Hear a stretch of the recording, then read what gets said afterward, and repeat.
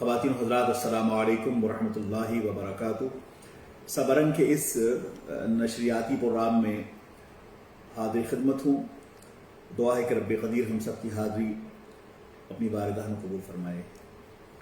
یہ پروگرام دراصل رمضان پاک کے مقدس اوقات میں تبلیغی اور اصلاحی حوالے سے ہے۔ کوشش ہے صبرن کے ان اراکین کا جنہوں نے یہ بزم سجائی ہے کہ ہم اصول دینی اور اسلامی آئین و سنت کے حوالے سے ان بیانات کو سن کر اس پہ عمل کریں، اور یقینی طور پہ صدقہ جاریہ ہوگا ان تمام احباب کے لیے جنہوں نے اس پروگرام کے لیے اپنا تعاون پیش کیا ہے۔ خواتین و حضرات، ہم اور آپ اچھی طرح جانتے ہیں کہ یہ عشرہ مغفرت کے بعد جہنم سے آزادی کا یہ عشرہ ہے۔ رمضان پاک کا پہلا عشرہ عشرہ رحمت تھا اور دوسرا عشرہ مغفرت تھا، اور یہ عشرہ عتق من النار یعنی جہنم سے آزادی ہے، اور یہی دراصل یہ عشرہ ہماری نجات و فلاح کا عشرہ ہے۔ جہنم سے آزادی، اس سے بڑی اللہ کی رحمت اور کیا ہو سکتی ہے کہ اللہ تبارک و تعالیٰ اپنے بندے کے گناہوں کو معاف فرما دے، اور سرکار دو عالم سرور کائنات کے قدم ناز کے وسیلے سے اللہ تبارک و تعالیٰ ہم سب پر اپنی مغفرت کے دروازوں کھول دے۔ ہماری نماز، عبادات، اطاعت، بندگی کا مقصود اعظم ہی اللہ کی جنت رضا ہے، اور اللہ تبارک و تعالیٰ جب کسی سے راضی ہوتا ہے تو ایمان پر خاتمہ میسر عطا فرماتا ہے۔ ایمان پر خاتمہ کا عالم یہ ہے کہ جب کسی بندہ مومن کا انتقال ہوتا ہے تو اللہ کی رحمتوں کے فرشتے اسے آواز دیتے ہیں، یا ایتھا النفس المطمئنہ ارجعی الی ربک راضیۃ مرضیہ، اے نفس مطمئنہ۔ یہاں انسان نہیں کہا گیا ہے بلکہ نفس مطمئنہ کہہ کر اسے مخاطب کیا گیا ہے۔ نفس مطمئنہ وہ ہے جو انسان کو اچھائیوں پر، نیکوکاریوں پر آمادہ کرتا ہے۔ ایک نفس امارہ ہے جو اسے برائیوں پہ آمادہ کرتا ہے، ایک نفس مطمئنہ ہے جو اسے خیرات پر، نیکوکاریوں پر، بندگی پر، اطاعت پر، سجدہ گزاری پہ آمادہ کرتا ہے۔ ایک نفس ہے جسے ہم اور آپ نفس متمردہ کہتے ہیں۔ یہ نفس وہ ہے جس سے اللہ راضی ہو اور اللہ اس سے راضی ہو۔ قرآن عظیم میں یا ایتھا النفس المطمئنہ کے بعد تذکرہ یہ کیا گیا، اے نفس مطمئنہ، لوٹ اپنے اللہ کی طرف اس حال میں کہ تو اپنے اللہ سے راضی ہے اور اللہ تجھ سے بھی راضی ہے۔ یا ایتھا النفس المطمئنہ ارجعی الی ربک راضیۃ مرضیہ، راضیۃ مرضیہ۔ یہاں نفس مطمئنہ کے بعد نفس متمردہ کو قرآن پاک نے مخاطب کیا ہے۔ اس حال میں لوٹ اپنے اللہ کی طرف کہ تو اللہ سے راضی ہے اور اللہ بھی تجھ سے راضی ہے۔ ہم لوگ اکثر یہ دعویٰ کرتے ہیں کہ ہم اللہ سے راضی ہیں، اللہ سے راضی ہیں۔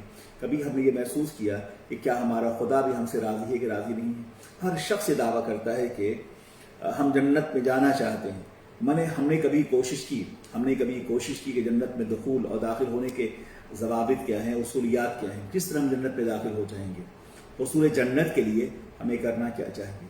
اس ماہ مقدس میں ہم اس بات کی تعلیم ملتی ہے کہ ہم اللہ کی رحمت، اس کی مغفرت کو پانے کے بعد اللہ کی جنت رضا کے لیے ہم کوشش کریں۔ اور وہ کوشش کیا ہے؟ ایک مسلمان کی ذمہ داری یہ ہے کہ وہ تنہائی میں ہو، بھیڑ میں ہو، اکیلے میں ہو، اجالے میں ہو، وہ محفل میں ہو، خلوت میں ہو، جلوت میں ہو، وہ یہ محسوس کرے کہ ہمارا خدا ہمیں دیکھ رہا ہے۔ جس طرح ہمارا خدا ہمیں مسجد میں دیکھتا ہے، ایسے ہمارا خدا ہمیں مسجد کے باہر بھی دیکھنے والا ہے۔ وہ سمیع و بصیر و علیم ہے، اس کی سماعت و بصارت کائنات کے ہر ذرے کا احاطہ کیے ہوئے ہے۔ وہ خداوند قدوس ہے جس نے ہمیں مغفرت اور رحمت کے ساتھ ساتھ یہ عشرہ جو جہنم سے آزادی کا عشرہ ہے اس نے عطا فرمایا ہے۔ اور اس سے بڑی اور بات کیا ہوئی کہ اللہ نے اپنے گناہ گاروں کو بخش دیا ہے۔ اور بلا شبہ جو بندہ اپنے اللہ کے آستان کرم پہ چھپ جاتا ہے اور بچ جاتا ہے، سجدہ ریز ہوتا ہے، رحمت الہی اور جلالت الہی اسے معاف فرما دیتی ہے۔ اللہ کی غیرت کو یہ گوارا نہیں کہ اس کا بندہ اس کے آستان کرم پہ جھکا ہوا ہو اور اسے معاف نہ کرے۔ لطف ان کا عام ہو ہی جائے گا، شاد ہر ناکام ہو ہی جائے گا۔ لطف ان کا عام ہو ہی جائے گا، شاد ہر ناکام ہو ہی جائے گا۔ سائل و دامن سخی کا تھام لو، کچھ نہ کچھ انعام ہو ہی جائے گا۔ کہ اے رضا ہر کام کا ایک وقت ہے، دل کو بھی آرام ہو ہی جائے گا۔ جب بندہ اپنے اللہ کے آستان کرم پہ جھکا ہوتا ہے، سائل ہوتا ہے، اس کے آستان کرم پہ کھڑے ہو کر، تو اللہ تعالیٰ اس بندے کو معاف فرما دیتا ہے۔ رحمت الہی بہانہ جویت کیا خیال ہے آپ کا اس شخص کے حوالے سے جس نے ایک پیاسے کتے کو پانی پلایا تو اللہ نے اس کی مغفرت فرما دی۔ میں اس کرنا چاہوں گا کہ جب بندہ اللہ کے آستانے کرم پہ کھڑا ہو، مغفرت کا طالب ہو، تو یہ ممکن ہی نہیں ہے کہ اللہ اسے معاف نہ کرے۔ اس ماہ مقدس کے عشر آخر میں لوگ اعتکاف میں بیٹھتے ہیں۔ ہمارے احباب، ہمارے متعلقین، ہمارے ساتھی اس وقت اپنی اپنی مسجدوں میں اعتکاف کر رہی ہیں۔ بہت بڑی سعادت ہے ان کے لیے۔ ہماری بہنیں گھروں میں اعتکاف کر رہی ہیں۔ رب قدیر ان کی اس عبادت کو قبول فرمائیں۔ اعتکاف کیا ہے؟ عشر آخر میں، رمضان پاک کے عشر اخیر میں 10 روزہ اعتکاف، جو اعتکاف سنت مؤکدہ کیا جاتا ہے، اس کے فوائد کیا ہیں، اس کے برکات کیا ہیں؟ بلا شبہ اس کے برکات کا عالم یہ ہے کہ ہم جب اعتکاف میں بیٹھتے ہیں تو یہ محسوس کرتے ہیں کہ ہماری زندگی کیا ہے۔ ہماری زندگیاں دراصل احکام الہی سے آباد ہیں۔ جب بندہ اعتکاف میں بیٹھتا ہے، تنہائی کو محسوس کرتا ہے، تو گویا کہ زندگی کی تمام تر راحتوں سے، وہ مصروفیات سے اپنے آپ کو بچا بیٹھتا ہے اور ایک گوشے تنہائی اختیار کرتا ہے، جہاں وہ ہوتا ہے اس کا خدا ہوتا ہے، جہاں وہ ہے احکام الہی ہے، جہاں وہ ہے فرشتوں کا تقدس ہے۔ سولیچیوڈ، یہ اعتکاف کا مفہوم یہ بتاتا ہے کہ ہم زندگی میں تمام تر مصروفیات حیات سے اپنے آپ کو الگ کر کے ہم ایک گوشے تنہائی بیٹھ کر یہ جائزہ لیں کہ ہماری زندگی کا مقصد کیا ہے۔ گویا کہ اعتکاف جہاں عبادات اور سجدوں کا نام ہے، قرآن پاک کی تلاوت کا نام ہے، جہاں احکام الہی کی بجاوری کا نام ہے، گوشے تنہائی کا نام ہے، بس اس گوشے تنہائی میں اپنے احساس کو بالیدگی دینے کا بھی نام ہے، اپنے احساس میں گداز پیدا کرنے کا نام ہے، اپنے دلوں میں انقلاب برپا کرنے کا نام ہے کہ ہماری زندگی کا مقصد کیا ہے۔ اس لیے اعتکاف کے اس گوشے تنہائی میں جب بندہ اس بات کو محسوس کر لیتا ہے کہ ہماری تخلیق، ہماری پیدائش، ہماری زندگی کا مقصد کیا ہے، تو پھر اس بات کو محسوس کرتا ہے کہ دنیا میں جب تک ہم رہیں، اللہ اور اس کے رسول کے اطاعت گزار بندے بن کر رہیں۔ قبر کے منظر کو آپ دیکھیے، قبر کیا ہے؟ گوشے تنہائی ہے، جہاں آپ ہوں گے اور آپ کا عمل ہوگا۔ کہا جاتا ہے آدمی مر جاتا ہے مگر 2 چیزوں اس کے ساتھ جاتی ہیں، ایک زندہ، ایک مردہ۔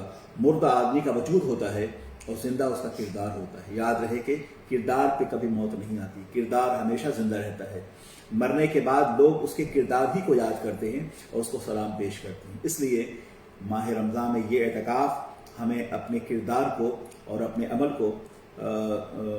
کو سدھارنے کا، اس میں اصلاحات پیدا کرنے کا موقع عطا کرتا ہے۔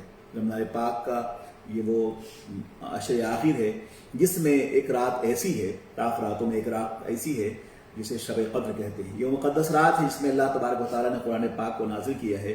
اِنَّا أَنزَلْنَاهُ فِي لَيْلَةِ الْقَدْرِ وَمَا أَدْرَاكَ مَا لَيْلَةُ الْقَدْرِ، بے شک ہم نے قرآن پاک کو قدر کی رات میں نازل کیا ہے، اور تمہیں کیا معلوم کہ قدر کی رات کیا ہے؟ لیلۃ القدر خیر من الف شہر، 1000 مہینوں سے بہتر ہے مقدس رات۔ تنزل الملائکۃ والروح، اس رات میں ملائکہ اور جبریل امین تشریف لاتے ہیں، حتی مطلع الفجر، اور یہ سلام ہی حتی مطلع الفجر، اور یہ اللہ کی سلامتی بھیجتے رہتے ہیں یہاں تک کہ صبح کا سورج طلوع ہو جائے۔ اللہ کی مغفرت، اس کی رحمتوں کی خیرات یہ پوری رات یہ فرشتے لوٹاتے ہیں ان لوگوں کے لیے جو اس رات میں جہنم سے آزادی کا پروانہ جنہیں میسر آیا ہو۔